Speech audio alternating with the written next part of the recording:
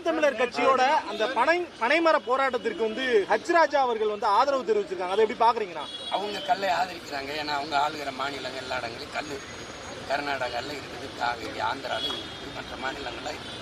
தம்பி அண்ணாமலையே கல்லை ஆதரித்து போராடினார், போராட்டங்களில் பங்கேற்றார்.